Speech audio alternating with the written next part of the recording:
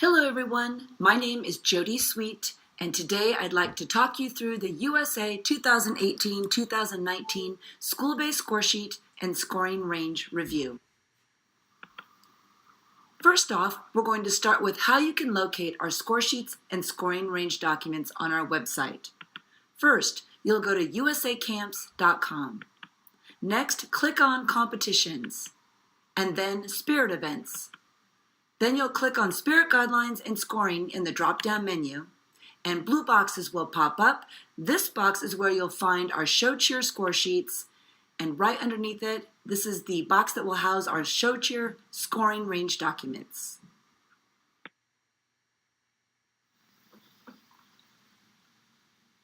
Now we're going to take a few moments to go over the specifics of our scoring system. Last season we went to category judging, and you may ask yourself, why category judging? Well, for two main reasons. First, to give you, the coach or advisor, more clarity of the expectations in each area. And second, category judging allows judges to give more specific and more thorough feedback. In fact, half of every score sheet has space reserved just for judges' comments, so they can give you plenty of detailed feedback. Here are a few additional notes.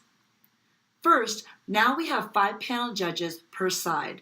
1 judge for the cheer section and the cheer section only, 2 judges to judge the building category, 1 judge concentrates on tumbling, and judge number 5, the last judge, concentrates on our music section, everything happening while music is playing.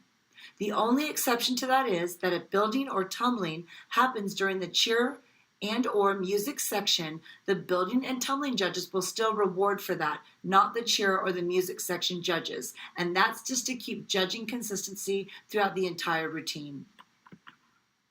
Next, now at the end of the event, when you receive your score sheet packet back, you will receive 4 different score sheets. Each score sheet, again, will concentrate on one category in particular. Next, difficulty scores are now given by the building and tumbling panel judges based on what range a team falls in. If you'll remember, we used to have a designated difficulty judge in years past. We've eliminated that position and put that responsibility on the shoulders of our building and tumbling panel judges, who many of whom used to be difficulty judges. So it's a great fit. Next, tosses are no longer required to reach a certain difficulty score. Tosses certainly are still allowed, but it's up to your choice whether you put in 1 toss, a group of tosses, or no tosses at all. A team can still score in the high range or even max out in a range without tosses included in the performance. Next, judges are scoring now with tenths of points. Once a range has been determined, a judge will have 10 scoring options. So, for example, if a team falls in the 4.0 to 5.0 difficulty range, say in tumbling, judges have the option of scoring them a 4.0, 4.1, 4.2, all the way up to 5.0, 10 scoring options. And last, and this is new for this season, cheer qualification in the show cheer categories only percentage will increase to 80% this season. All other divisions, including song pom, will remain at 75%. So again, just the show cheer division qualification percentages will be increasing to 80% for this season.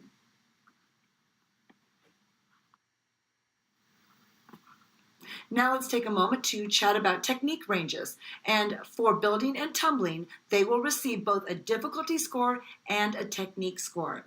For those technique scores, it will range between a 3.5 and a 5.0, and we've broken it down into 3 ranges.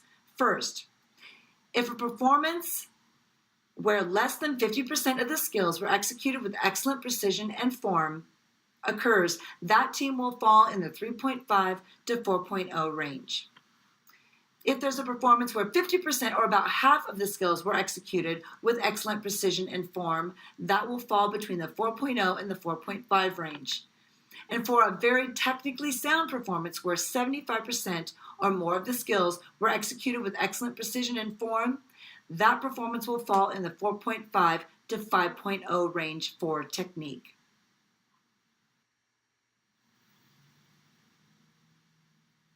Now we're going to take some time to look closely at our score sheets, and we'll start with our cheer section score sheet. As you can see, there are 5 different areas. Each area has a max value of 5 points, and you'll be scored between a 4.0 and a 5.0. So the cheer section score sheet, being worth a total of 25 points, accounts for 1/4 of our 100-point school-based scoring system. We are briefly going to go through each box so that you know exactly what we're looking for in each area.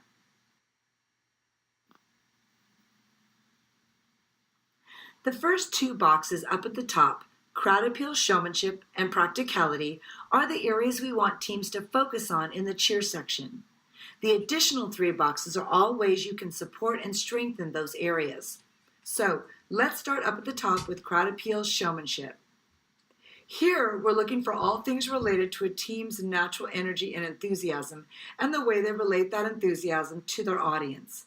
So the first item, ability and energy to lead crowd, is important.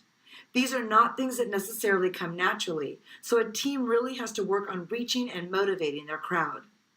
We are also looking for natural, confident eye contact, and consistency is important here. Teams can let eye contact drop during areas of greater concentration, like in transitions or when setting for building skills. A team needs to keep that connection with their crowd throughout their entire performance. If eyes are diverted, say, as a result of a skill like tumbling, we are looking to see athletes re-establish that connection as soon as the skill is complete. Volume needs to be loud, strong, and consistent, and this works hand in hand with use of voice. We want to hear good pitch inflection and vocal variety so that voices do not come across as monotonous. Next is practicality, and this box is focusing on the words and responses teams work into their cheer section with the hope of getting the crowd to respond.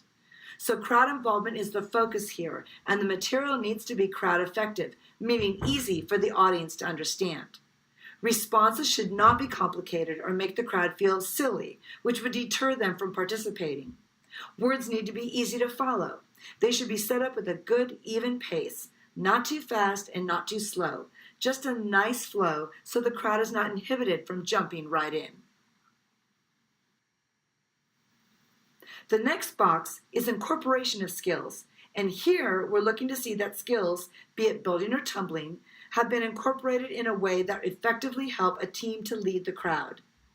The cheer section is not the place for heavy or dramatic choreography, so this is a good place to utilize building skills like preps or extensions or hitches, where props or signs can be held to help motivate the crowd to respond. Visual appeal is also included here because visuals like holding up signs with school initials, using a ripple effect, or tumbling skills used to spell school colors or the school mascot can also be a way to entice the audience to want to participate. We also include formations and are looking for variety there. We want teams to use the floor effectively and challenge themselves to do more than, say, just windows. And last, transitions should be quick and seamless. A good transition doesn't have to have heavy choreography. Sometimes it's just a matter of a dismounting from a skill and then step, and boom, the team is in a new formation and athletes did not have to run across the floor or from one side of the mat to the other. Next, we are requiring that our teams incorporate props into their cheer section, and they can do so by using signs, flags, banners, palms, megaphones, or other items. The key word in this box is effective. We want to see them use their props in a way that effectively encourages the audience to yell back. Here is a simple checklist that judges use for prop use. Once the cheer section is complete, they'll ask themselves, did the team pick up props cleanly and seamlessly? There should be thought behind it. Did they discard props cleanly and seamlessly? Did the way they incorporated props encourage the crowd to participate? Were all signs displayed correctly, meaning that nothing was upside down or facing the wrong direction? Were props an integral part of the cheer section? And last, could the team's use of props also be utilized effectively at a game to get the crowd involved? If the answer to these questions is yes, then that team should score well in props. Note, if a team does not incorporate props into their routine at all, a 0 will be given. So please make sure to incorporate props in your cheer section this season. And last, technique and execution. This area is not at the bottom because it's the least important. It certainly is important, and if focused on, can really elevate a cheer section to the next level. Here we're looking for motion sharpness and precision. It's the only place you're going to see the word motion on a score sheet in our system, so we will be watching specifically for motion strength in this area. We're also looking for uniformity of motions and footwork. All motion should be at the same angle and footwork at the same distance so that a team appears as one unit. Proper and precise spacing throughout the cheer section will also be focused on here. In addition, judges will be watching for timing and synchronization. Skills and props should snap at the same time or right with the rhythm of a timed ripple effect. They should be well executed and technically sound.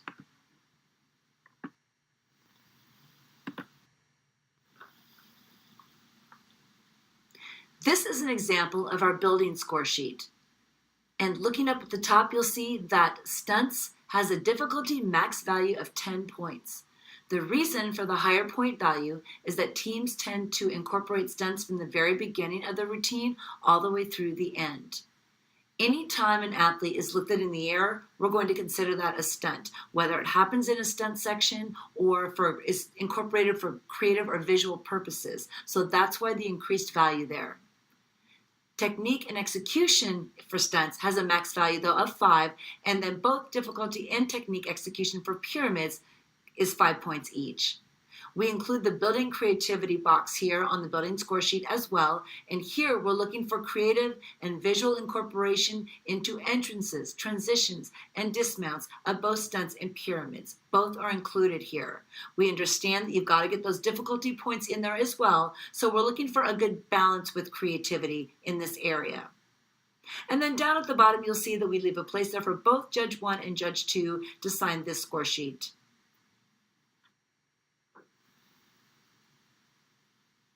This is our stunt scoring range document. As you can see, there's a lot going on here, so let's just start at the top and work our way down. In order for a team to get into a range, they have to perform the required skill synchronized with 75% or most of their team. If 75% or most of the team do not perform the synchronized skill, the score then drops into the range directly below.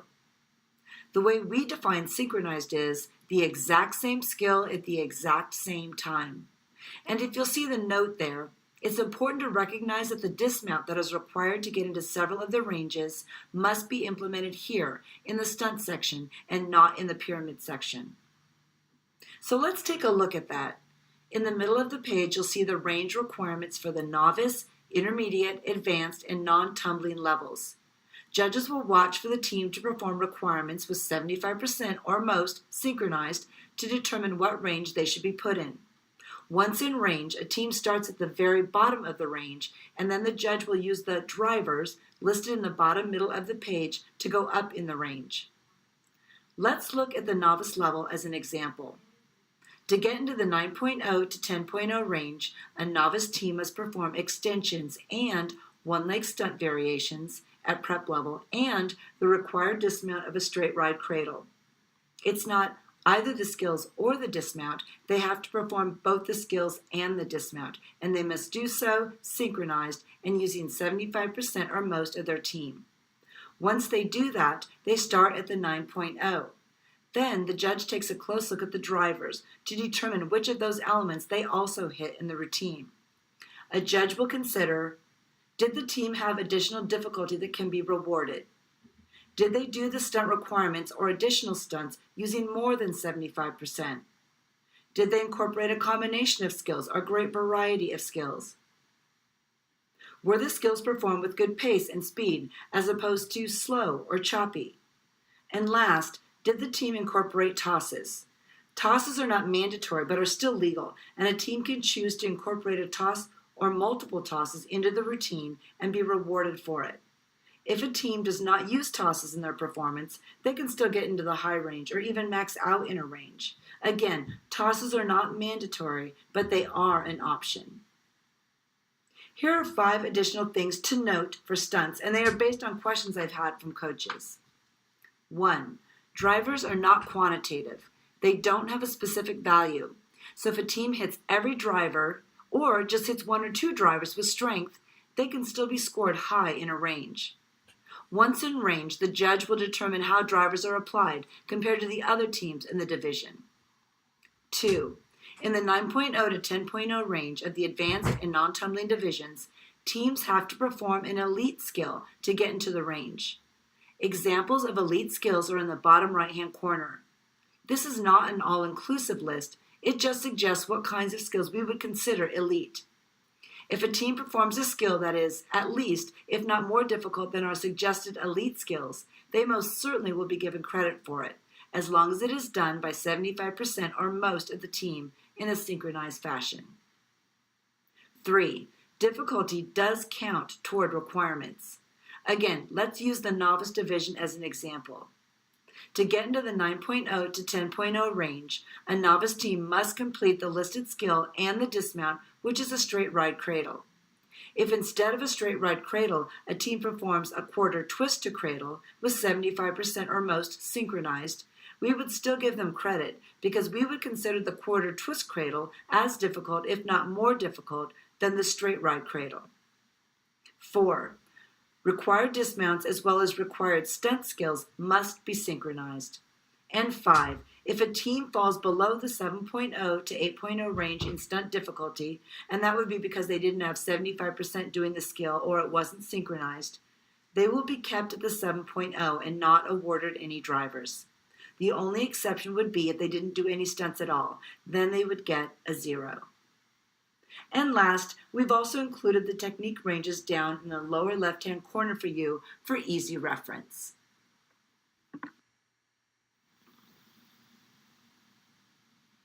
Now, let's take a look at our pyramid scoring range document.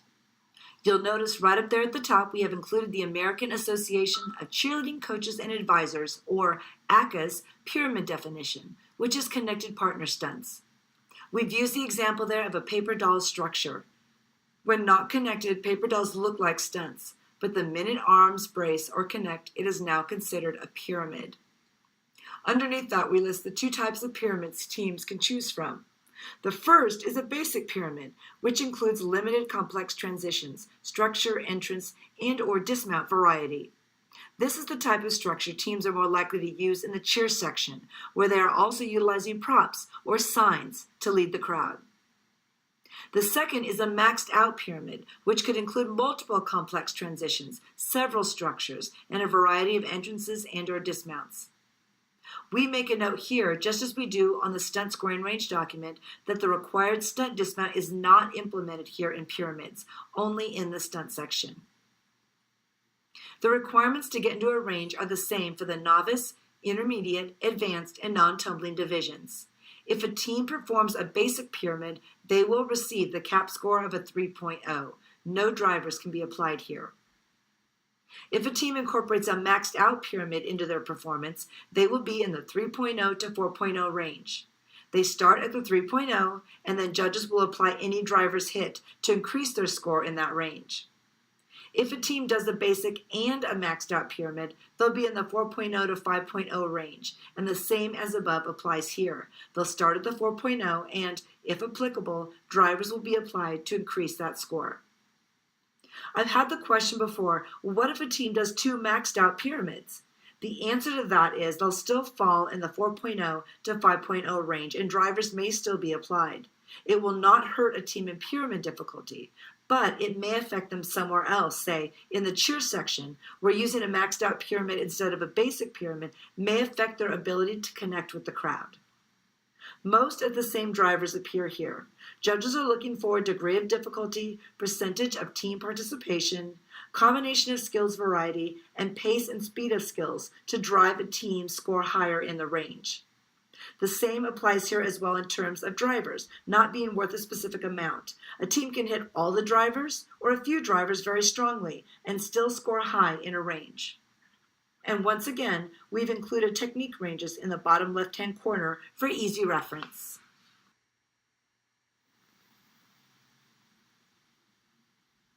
Here is our tumbling and jumps score sheet. Up at the top, you'll see that standing and running tumbling has been combined and has a max value in difficulty of 5 points and also a max value in technique and execution of 5 points. Standing and running tumbling have been combined at the top to give an extra benefit to our customers who may not have a lot of extra tumbling skills. And I get the question often, can a team do only standing tumbling and score well or high in a range? And the answer is yes. Can a team that only does running tumbling score high in a range? Yes. Would a team that incorporated both standing and running tumbling into their performance score better? And the answer is probably, because doing both standing and running tumbling together shows difficulty. Right below it is jumps, which also has a max value in difficulty and techniques and execution of 5 points there. Now let's take a look at our tumbling scoring range document. There is a significant change right off the bat. This season, to get into a range in tumbling, a team has to perform the same synchronized skill with only 50% of their team. This is a big change from the 75% requirement from last season. If 50% or half of the team do not perform a synchronized skill, the score will drop into the range directly below. Again, we define synchronized as the exact same skill or pass at the exact same time. In tumbling, here's an example of what we would consider synchronized. 50% of the team does a back handspring at the exact same time. Now, here's an example of what we would not consider synchronized. 25% of the team does a back handspring. The other 25% does a back handspring into a back tuck. In this second example, the team is not doing the exact same skill or pass, and their score would get dropped into the range directly below.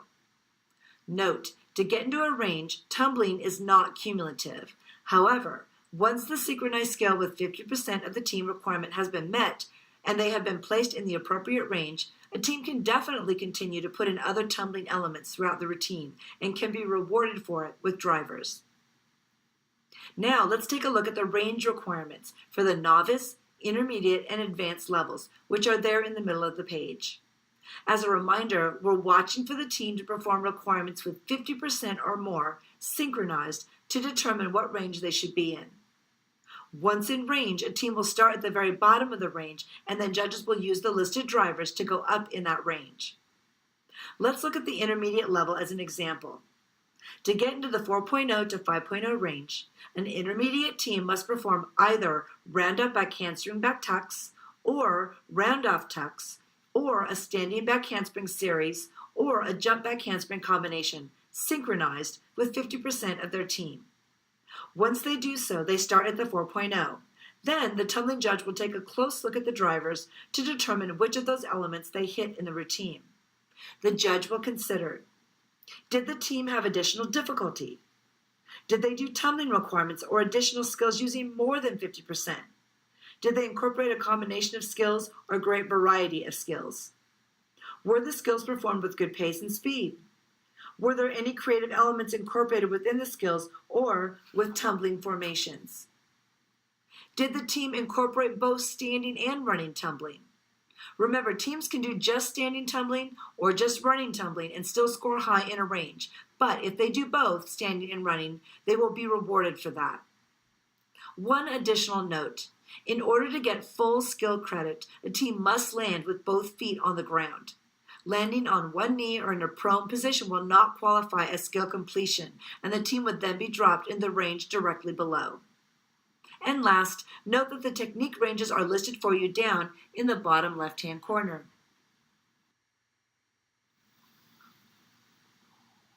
Along with tumbling, this judge will also be considering jump difficulty and technique. Here's a shot of our jump scoring range document. Note that up at the top, while the tumbling range requirement has been dropped to 50%, the jump requirement remains at 75%. If 75% or most of the team do not perform the synchronized skill, the score will drop into the range directly below. Several of our range requirements call for a jump combination. We define jump combination as jumps connected with continuous movement using either a whip or prep approach. There can be no pause between jumps. For jumps, we define synchronized as the exact same skill at the exact same time. And note that a roll-off in jumps would not be considered synchronized. Looking down to the middle of the page, you'll notice that the different jump ranges are capped and that they're also the same for the novice, intermediate, advanced, and non-tumbling divisions. If a team does a synchronized single jump with 50% of the team, they'll receive a solid 2.0. There are no drivers or additional elements to consider here. If you look down further to the 4.0 and 5.0 ranges, you'll see that the first requirement listed is asking for a jump combination with variety. We define variety as at least 2 different jumps. I've had the question asked, if half the team does a right hurdler and the other half does a left hurdler synchronized, does that count as variety? And the answer is no. While the team will get credit for having 50% of the team doing a synchronized jump or jumps, a hurdler is a hurdler is a hurdler. They would not get credit for having variety there. Last note for jumps. If you look at the second requirement in the 5.0 range, you'll notice that it asks for a synchronized triple jump combination with no variety, plus 1 additional synchronized jump. When executing a 3-jump combo plus 1, the plus 1 does not need to be different, even if the 3 connected jumps are the same. For example, if a team incorporates a triple toe plus 1 additional toe, they will get the 5.0. And to finish up with our jump scoring range document, take a look at the bottom of the right. Once again, technique ranges have been included there for you for your easy reference.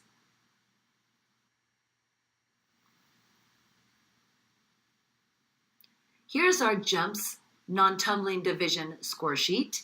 Of course, the tumbling box has been removed, and just as the previous score sheet, difficulty and technique execution max value for jumps is 5.0 each.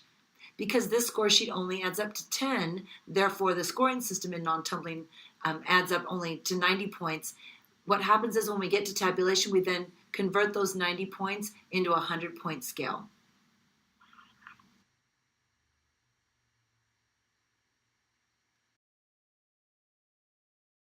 We've got one last category score sheet to cover, and that's music section.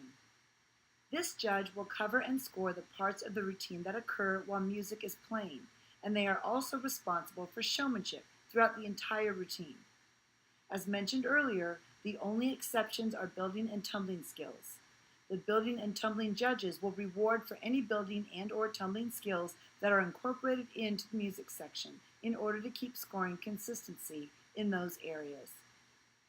Just like the cheer section, the music section has 5 different areas, each having a max value of 5 points, and you will be scored between a 4.0 and a 5.0. The music section, being worth a total of 25 points, also accounts for 1/4 of our 100-point school-based scoring system. Now, let's briefly go through each box. Starting up at the top, we've got composition choreography. This is the area where we will be rewarding for innovative, intricate, and visual elements of the routine, as often the heavier choreography will be here in the music section. Judges are looking for a steady pace with good fluidity. Formations are an important element here, and again, we're looking for variety. We want teams to challenge themselves by using the floor creatively and effectively. Judges will be on the lookout for quick and seamless transitions with routes that are well thought out and performed with purpose. The technique execution box has the same elements listed as our cheer section technique box. Although we don't specifically list the word motions here, the music section judge will be looking for sharpness and precision in motions, footwork, transitions, and other incorporated visual elements. All motions and footwork should be uniform and executed at the same angle or angles and distance. Spacing in each area should be clean and precise. We want to see a well-synchronized performance where all skills and elements snap to position in one unified effort, and that incorporated ripples and similar effects have expert timing for the cleanest look possible. The next area is dance, and it is unique because we reward for both difficulty or content and technique within these same 5 points. We instruct our judges to utilize 2.5 of the points for content, and the other 2.5 points possible for the way they perform that content technically. We also ask them to make sure that they have an equal number of both difficulty and technique comments, so that teams know exactly where improvement is needed. The first 5 elements, creativity, visual effects, variety, footwork, floor work, formations, and transitions, all apply to the content points. We do have formations and transitions up at the top in the composition choreography box as well, but here, formations and transitions apply only to those areas as performed in the dance. Underneath that, technique perfection, sync, and uniformity all apply, of course, to the technique points. Looking for all incorporated content to be performed with precision and snap and with strong sync and timing so the team appears as one unit.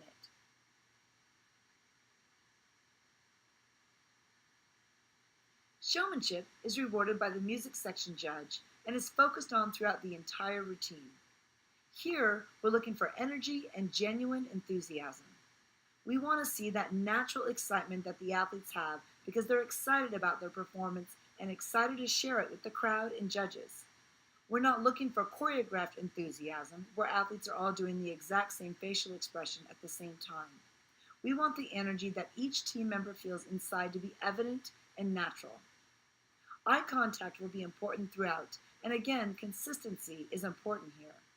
We're looking for teams to have a strong connection with the crowd, and if, through skills or routine content, that connection is diverted or drawn away for a moment, we want to see an immediate reconnection. Confidence should be evident here as well. Judges want to see that a team has mastered their routine and are owning it, giving their all, and exhibiting self-assuredness. And last, if a performance error or mistake occurs, we want to see athletes make a good recovery. If the mistake happens at the beginning of the routine, avoid letting it affect showmanship and make us forget about it by the routine's completion. The last box is school organization representation, and these 5 points are basically the teams to lose. The only reason we would deduct in this area is if a routine contained inappropriate choreography performed by a majority of the team, or if a judge felt that actions running onto the floor during the routine or exiting the floor were unsportsmanlike. I hope this review has been helpful. If you have questions after listening to the recording, feel free to reach out to us. If your questions have to do with point deduction or legality, please contact Cheryl Moon. Here is her email and work number. If you have questions regarding panel judging or the scoring system, please contact me, Jody Sweet, and my email and cell number are listed here as well.